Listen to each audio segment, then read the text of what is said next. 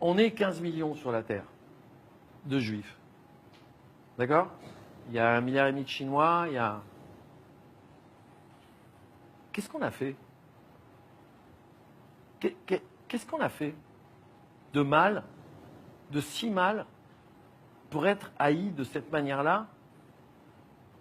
Qu'est-ce qu'on a fait? J'aimerais qu'on m'explique.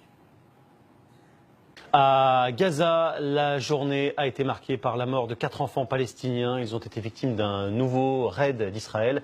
Attention, les images peuvent choquer. Tout a commencé par une bombe qui tombe sur le port devant nous. Que vise-t-elle? Difficile à dire.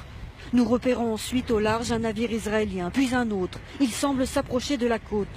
Sous une chaleur écrasante, un groupe d'enfants joue sur la digue, quand soudain, un obus tiré depuis un navire touche une cabane de pêcheurs. Les enfants effrayés courent vers la plage. C'est alors qu'un second obus les atteint. 4 enfants sont tués sur le coup. Plusieurs sont blessés. Nous tournons l'arrivée des secours. Les petits corps sur les brancards et sur le sable. Et les cris d'une mère choquée qui cherche son enfant. Qu'est-ce qu'on a fait de mal, de si mal, pour être haï de cette manière-là?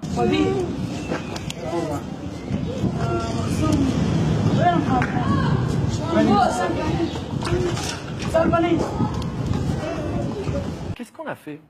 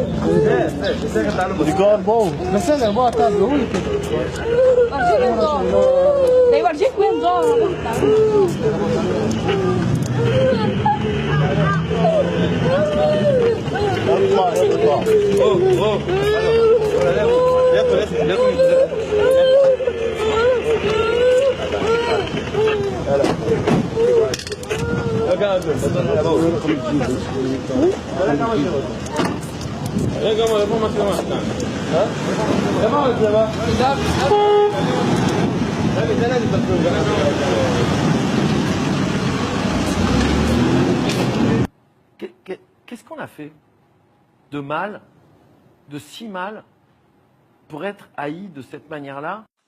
Une vidéo montrant un soldat israélien aux prises avec une famille palestinienne a fait le tour des réseaux sociaux pendant le week-end. La scène a été filmée vendredi dans le village de Nabi Saleh, en Cisjordanie. Un enfant de 11 ans, un bras dans le plâtre, est brutalement tenu contre un rocher par un soldat israélien. L'enfant se débat. Sa mère, ses sœurs et cousines viennent à la rescousse.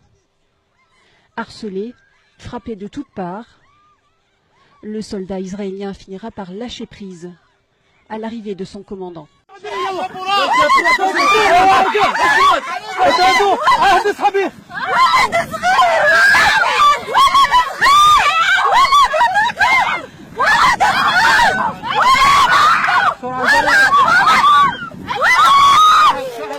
Qu'est-ce qu'on a fait?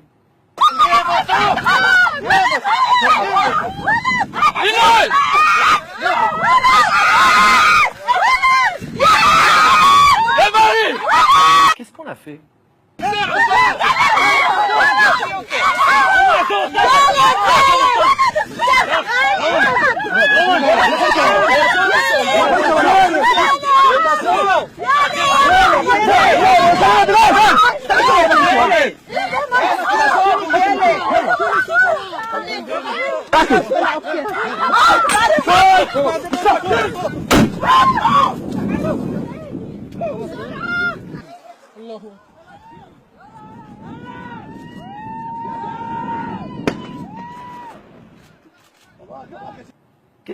Qu'est-ce qu'on a fait de mal, de si mal, pour être haï de cette manière-là?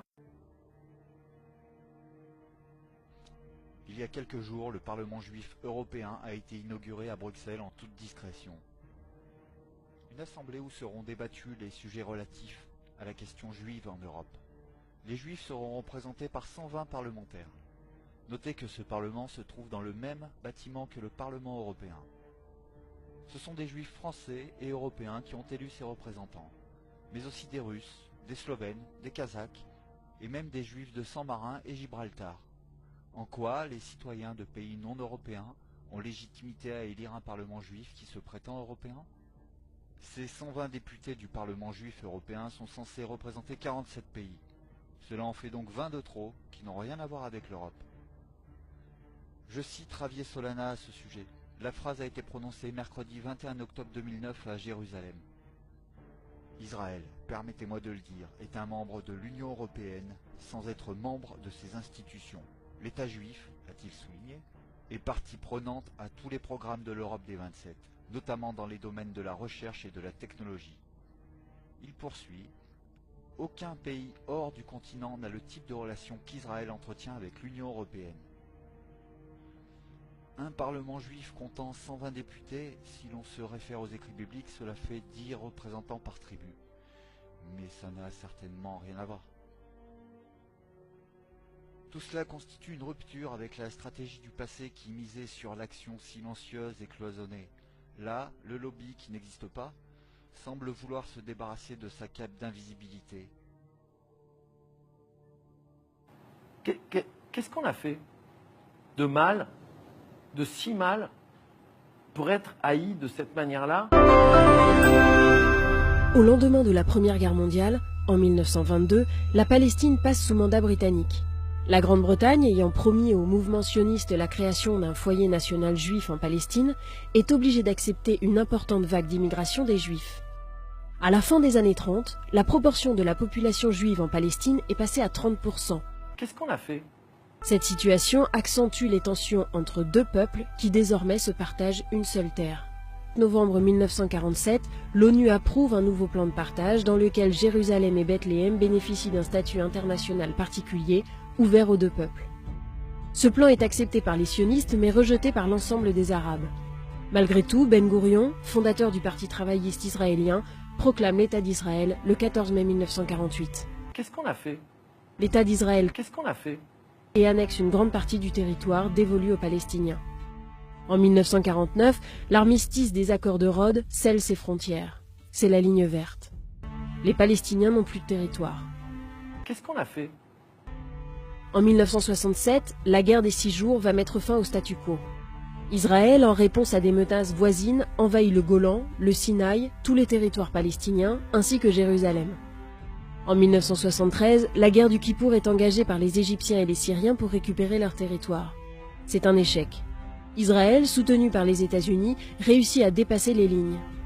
L'ONU demande un cessez-le-feu et des processus diplomatiques sont amorcés.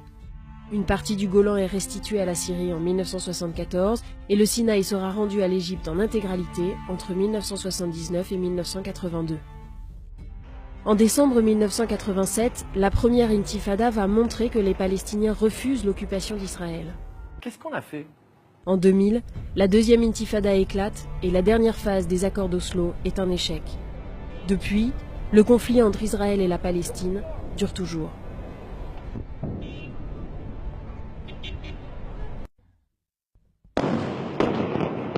Pas de répit cette nuit sur Gaza.